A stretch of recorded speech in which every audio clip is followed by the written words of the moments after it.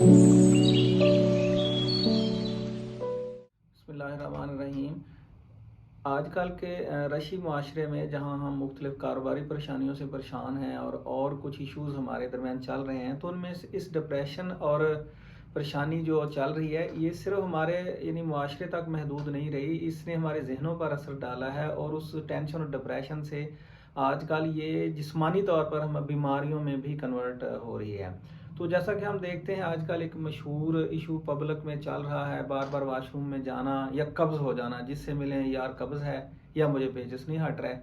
तो multiple doctor से हो के आया हूँ, कोई जहाँ भी बैठे हैं, जिस जगह भी बैठे हैं, टेंशन है, घर में परेशानी है, कुछ ऐसी बात करने कराने के बाद फिर फ़ौरन अपनी सेहत पे आ जाता है। मसला क्या है कि जी वो अच्छा अब इसके बाद जब आप डॉक्टर से हम कब्ज़ की दवाई खा रहे हैं, तो कभी पेचिस की या पखानों की दवाई खा रहे हैं, तो याद रखिए इस बीमारी की ये जो बार बार आना जाना एक बहुत बड़ा फैक्टर टेंशन और डिप्रेशन है। जो खौफ माशरे के या कारोबार के हमने अपने जहनों पे बिठाए, उसकी वजह से भी हमें इन मसाइल का सामना करना पड़ता है। तो इन टेंशन और डिप्रेशन की एक मशहूर बीमारी जो है आजकल बहुत लोग उससे परेशान हैं, वो है आईबीएस। आईबीएस का नाम सुना पहले ही हम परेशान हैं, डॉक्टर ने बताया हम और खौफ का शिकार हो गए और हमने अपने बहुत से पैसे मुख्तलिफ डॉक्टर्स को, प्रोफेशनल्स को और नॉन डॉक्टर्स को हमने खिलाए और अपनी आमदन का एक बड़ा हिस्सा हम ज़ाय कर बैठते हैं।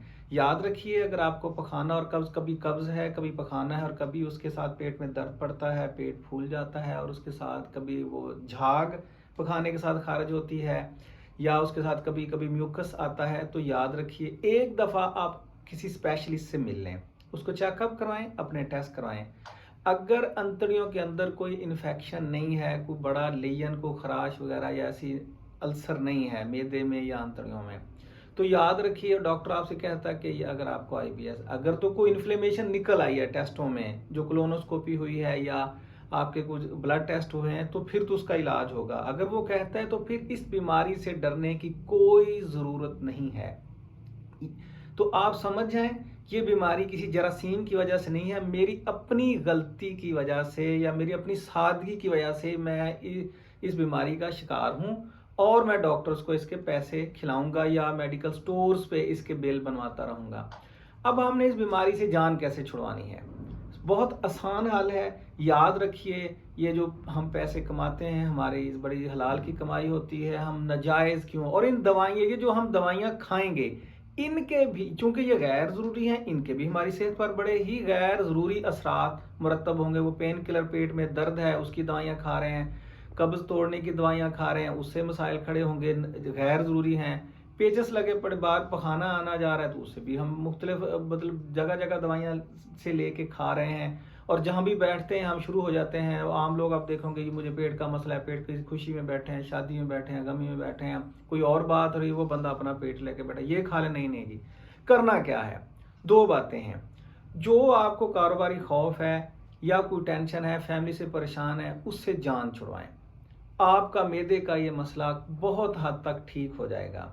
जो को पढ़ाई की परेशानी है, बच्चों, यंग जनरेशन है, बहुत उनमें ये मसला आ रहा है, वो डॉक्टर्स के पास, अब वो डिग्री उसमें फंस गए हैं, अब वो पढ़ा नहीं जा रहा, या वालिद साहब का प्रेशर ज़्यादा है, या सोशल खौफ है, या टीचर का खौफ है, तो उसको आप एहतियात से टैकल डाउन करें। और वालदैन भी अगर बच्चे को देखते हैं तो उसको काउंसल करते हैं, बजाय डॉक्टर्स के पास ले जाने के उसकी बात सुने कि बेटा आपको क्या मसला है, और उसके हिसाब से उसको सपोर्ट करें, ताकि उसके जहन से वो खौफ और वो टेंशन ख़त्म हो।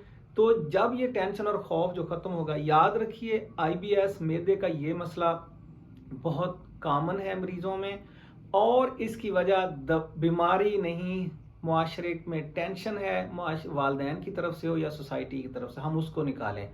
अगर डॉक्टर ने डिक्लेयर कर दिया है तो याद रखिए, आप जितनी मर्जी रिसर्चेस पढ़ लें तो आपको साफ पता चलेगा कि आईबीएस ज़िंदगी के लिए ख़तरा नहीं है।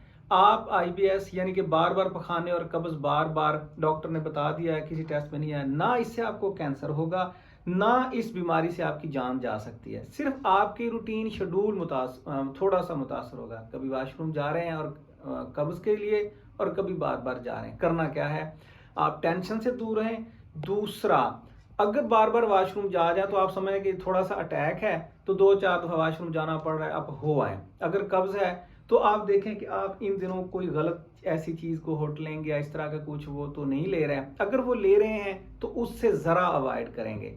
جب آپ اس سچویشن کو برداشت کر دیں گے، ذہن کو بتا دیں گے بھائی آئی بی ایسا کوئی بات نہیں، یہ ہلکا سا اٹیک ہے، ہٹ جائے گا، تو اس بیماری کو آپ 6 ماہ سے لے کے 2 4 5 سال میں اپنے ذہنی مضبوطی سے آہستہ آہستہ اس کو کنٹرول کر لیں گے. اس بیماری کے لیے بے تحاشا پیسے ضائع کرنے کی کوئی ضرورت نہیں ہے. اپنی ٹینشن کو ختم کیجئے، اور جو غلط چیزیں آپ کھا رہے ہیں، ہوٹلنگ ہے، کوئی باہر کی چیزیں، ان سے اوائڈ کریں. اور اس کے ساتھ ساتھ ناجائز دوائیاں، سیلف میڈیکیشن، مختلف بیماریوں کی اسے اوائڈ کریں. آپ کی اس بیماری سے جان چھوٹ جائے گی.